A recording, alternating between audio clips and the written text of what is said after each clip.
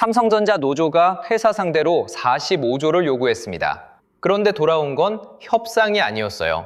해고 통고서 한 장 없이 12만 5천 명이 일하는 공장에서 조용히 사람이 사라지기 시작했습니다. 대체 어쩌다 이런 일이 벌어진 걸까요? 노조가 확성기를 들고 나선 바로 그 순간 회사는 설계도를 펼쳤습니다. 로봇 주문서였어요. 그리고 그 청구서는 노조가 아닌 우리에게 날아오고 있습니다. 이 전말, 지금부터 낱낱이 파헤쳐 보겠습니다. 삼성전자가 올해 1분기에 벌어들인 영업이익 57조 2천억 원입니다. 단일 분기로 국내 기업 역사상 처음으로 50조를 넘겼어요. 전년 동기 대비 무려 755% 증가한 숫자입니다. 분기에 57조면 하루에 약 6,300억씩 번 셈이에요. 아침에 출근해서 저녁에 퇴근할 때까지 매일 6,300억을 찍어낸 겁니다. 웬만한 중견기업 1년 매출을 삼성전자는 하루에 벌었다는 얘기예요. 그런데 이 숫자를 본 노조가 요구서를 꺼냈습니다. 영업이익의 15%를 성과급으로 달라. 금액으로 환산하면 약 45조 원이에요. 45조가 어느 정도냐면요. 서울 아파트 평균 매매가가 12억에서 13억 사이인데 이 돈이면 서울 아파트 3만 5천 채를 살 수 있습니다. 강남 한 동네가 아니라 서울 전체 아파트의 약 2%를 한 번에 사들이는 규모예요. 이 숫자를 다른 각도로 한번 비교해 보겠습니다. 삼성전자가 지난해 연구개발에 쓴 돈이 37조 7천억이에요. 반도체 설계하고 차세대 공정 개발하고 AI 칩 만드는데 1년 동안 쏟아부은 돈입니다. 노조가 성과급으로 요구한 45조는 그 연구개발비보다 7조 이상 많습니다. 회사의 미래를 만드는 데 쓴 돈보다 보너스를 더 많이 달라는 거죠. 회사가 이걸 어떤 눈으로 봤을지 상상이 되시나요? 그리고 이 요구를 한 집단의 규모가 만만치 않습니다. 전국 삼성전자 노동조합, 줄여서 전삼노라고 하는데요. 조합원이 7만 5,300명입니다. 삼성전자 전체 임직원 12만 8,881명 중 58.8%예요. 창사 57년 만에 처음으로 노조가 과반을 넘었습니다. 무노조 경영으로 유명했던 삼성에서 이런 일이 벌어진 겁니다. 이 노조가 파업 찬반 투표를 진행했습니다. 결과가 93.1% 찬성으로 가결됐어요. 거의 만장일치에 가까운 수준으로 싸우겠다고 손을 든 겁니다. 여기서 한 가지 생각해 보셔야 할 게 있어요. 삼성전자 직원 평균 연봉이 2024년 기준으로 1억 3천만 원입니다.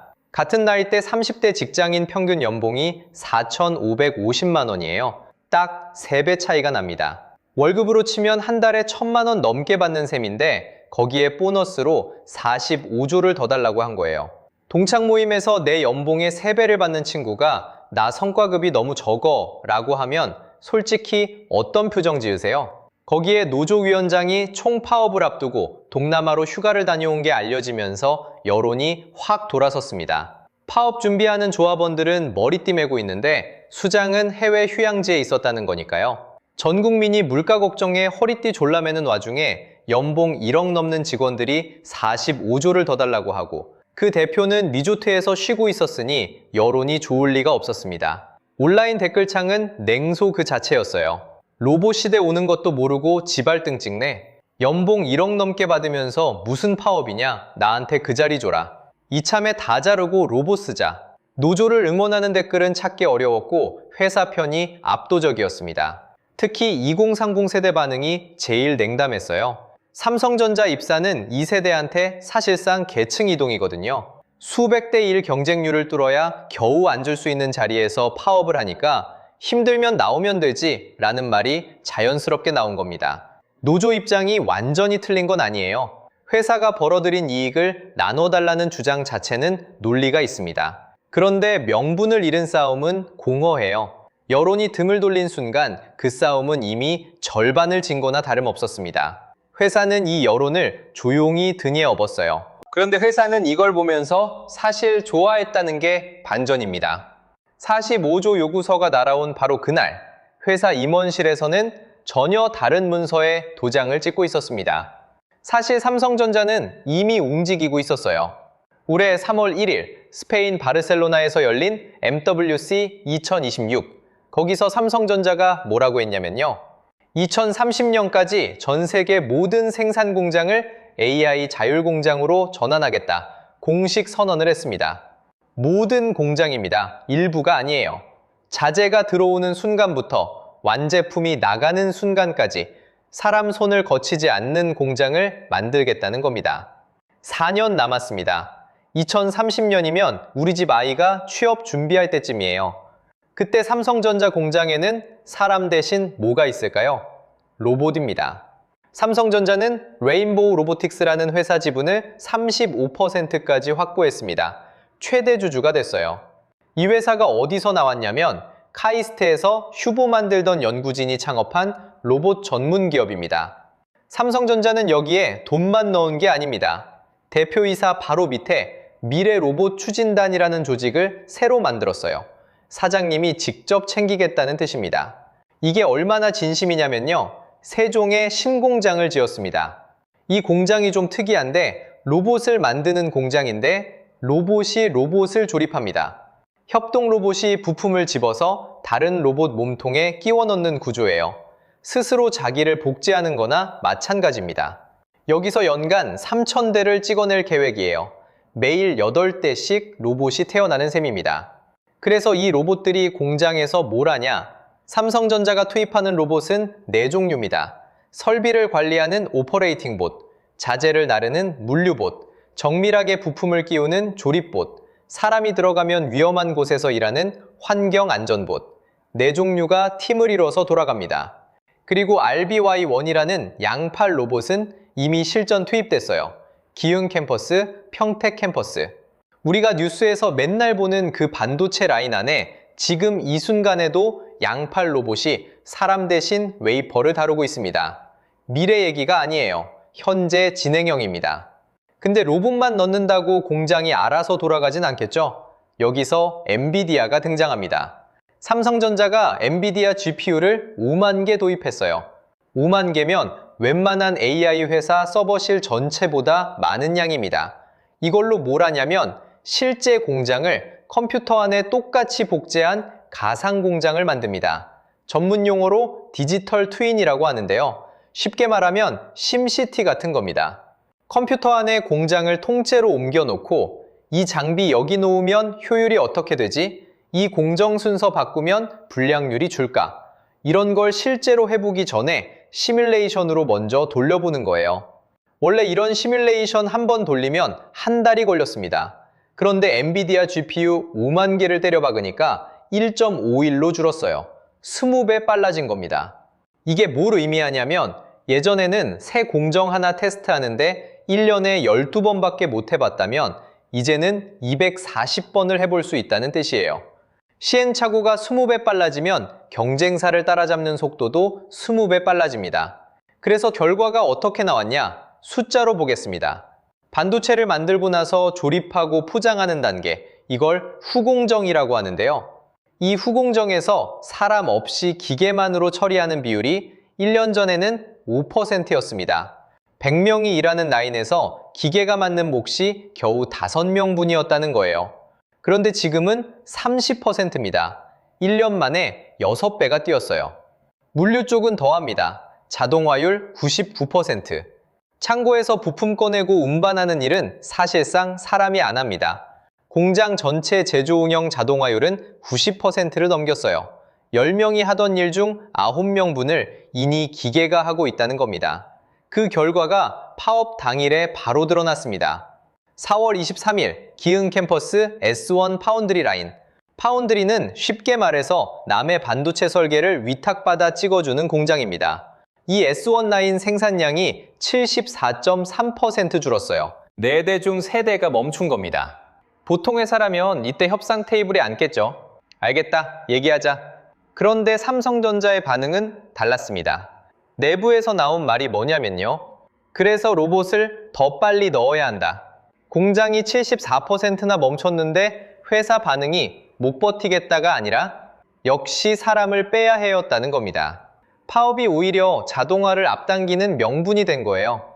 생각해보면 논리적이긴 합니다. 사람이 멈추면 공장이 멈추는 구조 자체가 리스크잖아요. 로봇은 파업 안 합니다. 성과급 안 달라고 해요. 연차도 안 씁니다. 24시간 돌아갑니다. 회사 입장에서는 이번 파업이 빨리 바꿔야 한다는 결심을 굳히는 결정적 계기가 된 셈입니다. 그런데 여기서 무서운 질문이 하나 생깁니다. 12만 5천 명은 어떻게 되는 걸까요? 로봇이 이렇게 빠르게 들어오면 사람은 다 잘리는 건가요? 사실 해고되지 않아요. 아무도 잘리지 않는데 사람이 사라지는 방법이 있습니다. 이미 시작됐어요. 마치 목욕탕 수도꼭지처럼요.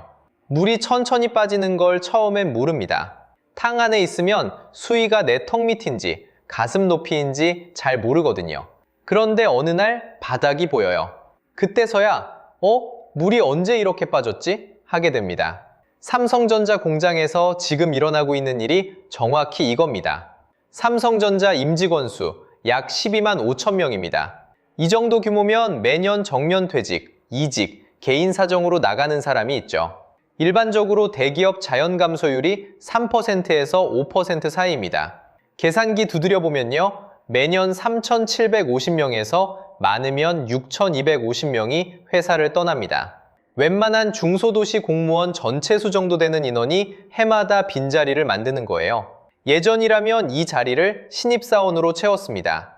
취업 시즌에 대학가가 들썩이고 합격 문자에 온 가족이 울고 웃었잖아요.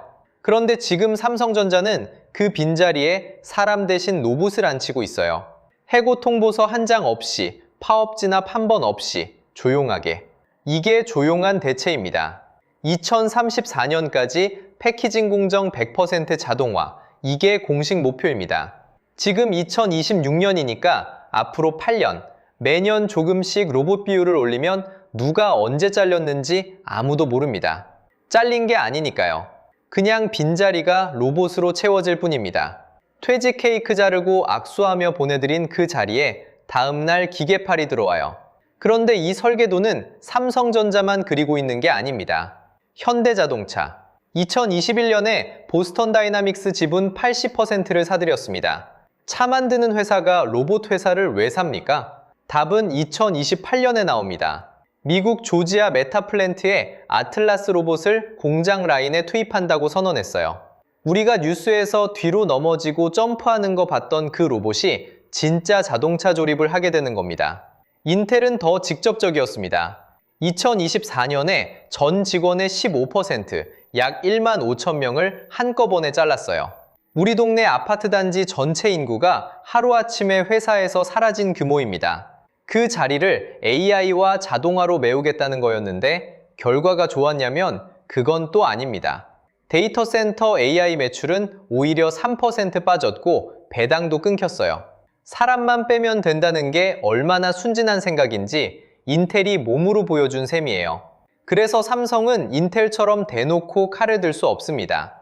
대신 천천히 빈자리를 로봇으로 채우는 방식을 택한 거예요. 더 교묘하고, 더 조용하고, 더 효과적인 방법이죠. 그런데 삼성이 이렇게까지 해야 하는 이유가 있습니다.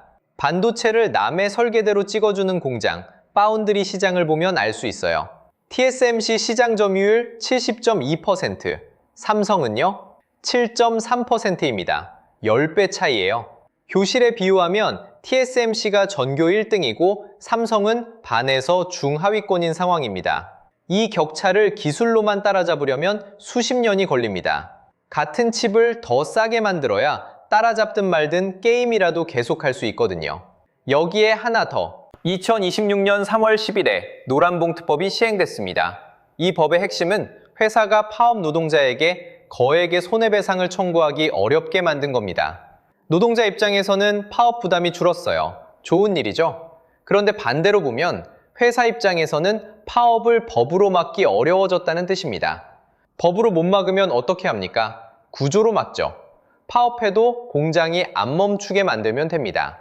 노란봉투법이 아이러니하게도 자동화의 명분을 더 키워준 겁니다. 그리고 이건 삼성전자 공장 안에서만 벌어지는 얘기가 아닙니다. 한국 제조업이 GDP에서 차지하는 비중이 28%예요. OECD 평균이 15.8%니까 거의 2배입니다. 제조업 나라에서 공장이 사람을 로봇으로 바꾸기 시작하면 그 파장은 공장 담장 바깥으로 넘어옵니다. 공장 앞 식당, 원룸, 셔틀버스, 협력업체, 부품사, 그 부풍사에 납품하는 더 작은 회사까지 도미노예요. 이제 이 청구서가 어디로 배달되는지 확인해 드리겠습니다. 주소가 세 군데예요. 첫 번째 주소는 국민연금 통장입니다. 지금 국민연금 보험료율이 9%인 거 아시죠? 이게 2026년부터 매년 0.5%포인트씩 올라서 2033년에는 13%가 됩니다. 월급 400만 원 받으시는 분이면 지금 36만 원 내던 게 52만 원으로 뛰는 거예요. 매달 치킨 8마리 값이 더 나가는 겁니다. 그런데 왜 올리냐? 국민연금 5차 재정추계에 따르면 2041년에 적자로 전환되고 2055년에는 기금이 완전히 바닥납니다. 지금 30대인 분들, 은퇴할 때쯤 통장에 돈이 없다는 얘기예요. 보험료를 올려도 겨우 2064년까지 버티는 수준입니다. 9년 늘린 거죠. 근본적인 해결이 아니라 시간을 산 겁니다. 여기서 제조업 자동화가 왜 무서운지 연결됩니다. 삼성전자 직원 한 명이 공장에서 빠지면 어떻게 될까요? 국민연금에는 상한소득 기준이 있어서 연봉이 아무리 높아도 납부액이 무한정 올라가지 않습니다. 2026년 기준으로 사업주와 개인을 합친 연간 최대 납부액이 약 750만 원 수준이에요. 연봉이 1억 3천이어도 상한에 걸려서 750만 원이 최대입니다. 숫자로 보면요, 삼성전자가 로봇으로 1000명을 대체하면 국민연금 납부액은 연간 약 75억 원이 줄어듭니다. 매년 자연 감소하는 3,750명에서 6,250명 자리를 로봇이 채울 때마다 연간 280억에서 470억이 연금 통장으로 들어오지 않게 됩니다. 10년이면 수천억이에요. 보험료는 올라가는데 내는 사람은 줄어드는 거예요. 욕조에 물을 채우면서 동시에 배수구를 여는 꼴입니다. 두 번째 주소, 자녀의 첫 직장입니다. 솔직히 여쭤볼게요. 자녀한테 삼성전자 가라고 말씀하신 적 있으시죠? 저도 주변에서 많이 듣습니다. 연봉 1억 넘고 복지 좋고 이름만 대면 알아주니까요. 제조업 대기업은 한국에서 청년 취업의 등대 같은 존재였어요. 그런데 그 등대가 불을 줄이고 있습니다. 퇴직자 자리를 사람으로 안 채우고 로봇으로 채우면 신규 채용은 자연스럽게 줄어들 수밖에 없어요. 삼성전자 채용이 줄면 거기서 끝이 아닙니다. 삼성전자에 부품되는 협력사, 그 협력사에 납품하는 중소기업까지 연쇄적으로 뽑는 사람이 줄어요. 피라미드 꼭대기가 좁아지면 아래층도 같이 좁아지는 겁니다. 지금 다른 쪽 문은 이미 닫히고 있습니다. 2024년 자영업 폐업이 108,282명이었어요. 통계를 만들기 시작한 1995년 이후 처음으로 100만 명을 넘었습니다. 한 해에 100만 개 가게가 문을 닫았다는 건 하루에 2,760곳이 셔터를 내렸다는 뜻이에요. 자영업이 이 지경이니까 사람들은 어디로 가겠습니까? 안정적인 제조업 일자리로 몰리는 구조인데 그 문마저 좁아지고 있는 겁니다. 자녀를 삼성전자 보내고 싶어서 공부시키는 분들, 2030년에도 그 문이 열려 있을까요? 세 번째 주소, 동매 경제입니다. 삼성전자 평택 캠퍼스 아시죠? 수만 명이 출퇴근하는 곳이에요. 그 주변에 뭐가 있냐면요. 점심식당, 카페, 원룸, 고시원, 셔틀버스 회사, 세탁소, 편의점. 수만 명이 매일 밥을 먹고 커피를 사고 월세를 내니까 그 동네 경제가 돌아가는 거예요. 작은 도시 하나가 공장을 중심으로 만들어진 겁니다. 직원이 1000명 줄어들면 어떻게 될까요?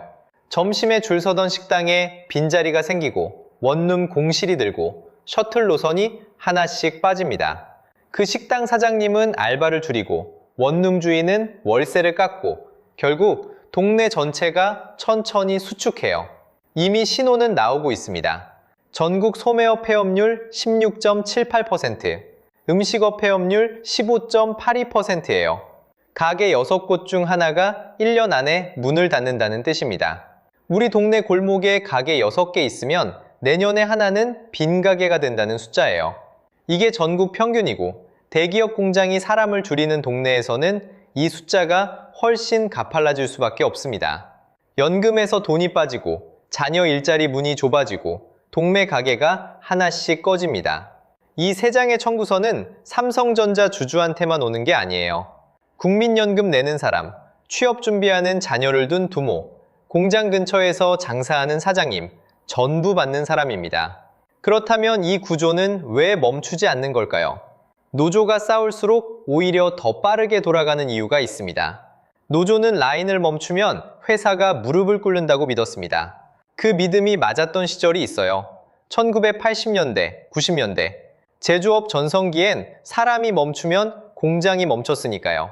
그런데 파업 당일 기흥 S1 라인 생산량이 74.3% 줄었는데 회사 반응이 협상하자가 아니라 로봇 더 빨리 넣어야겠다 였다고 했잖아요.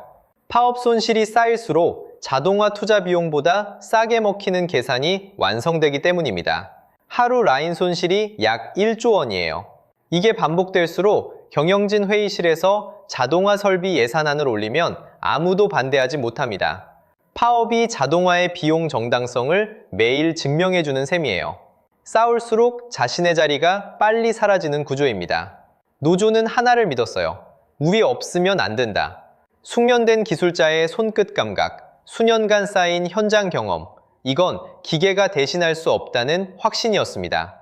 그 확신이 한때는 틀리지 않았어요. 그런데 AI가 학습하는 속도는 사람이 경험을 쌓는 속도를 이미 넘어섰습니다. 기흥 평택 라인에서 양팔 로봇이 웨이퍼를 다루고 후공정 무인화율이 1년 만에 6배 뛰었잖아요. 우리 없으면 안 된다는 믿음이 흔들리는 순간 협상력도 같이 무너집니다. 그리고 그 사실을 가장 늦게 깨닫는 건 정작 그 자리에 있는 사람들이에요. 역사에서 같은 장면을 본 적 있습니다. 1970년대 미국 디트로이트. 자동차 산업의 심장이었고 강성노조로 유명했어요. 끊임없는 파업과 임금 인상 요구로 경영진을 압박했습니다. 결과가 어떻게 됐냐? 공장이 멕시코와 동남아시아로 이전했어요. 한때 서울 면적 절반에 달했던 도시가 텅 빈 공장지대로 변해버렸습니다.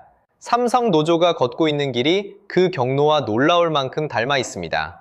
차이가 있다면 디트로이트는 공장이 다른 나라로 이전했지만 삼성은 공장은 그대로 두고 안에 있는 사람을 로봇으로 교체한다는 거예요.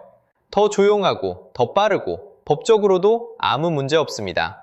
세상은 바뀌었는데 싸우는 방식은 바뀌지 않았습니다.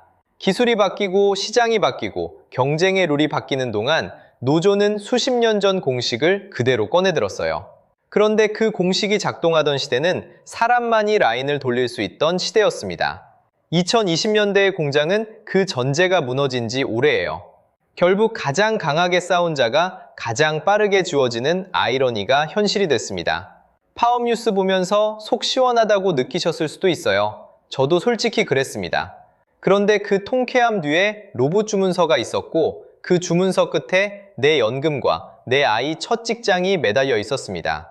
삼성전자 공장 안에서 일어나는 일이 내 통장까지 건드리는 구조가 이미 시작됐어요. 그리고 그 구조는 노조가 이기든 지든 멈추지 않습니다. 이 이야기가 우리에게 던지는 질문이 있어요. 기술이 사람을 대체하는 속도가 이렇게 빨라지는 시대에 내 일자리의 가치는 어디서 나와야 하는 걸까요? 노조가 선택할 수 있었던 길은 대립이 아니라 전환이었습니다. 싸우는 방식도 요구하는 방식도 시대에 맞게 바뀌어야 했는데 그 변화를 거부한 대가가 얼마나 큰지 지금 우리가 보고 있는 겁니다. 삼성 노조의 이야기는 아직 끝나지 않았어요. 5월 21일 총파업이 예고된 상태입니다. 어떤 결말이 나오든 공장 안에서 로봇이 움직이는 속도는 멈추지 않습니다. 영상이 도움이 되셨다면 구독과 좋아요 부탁드립니다. 감사합니다.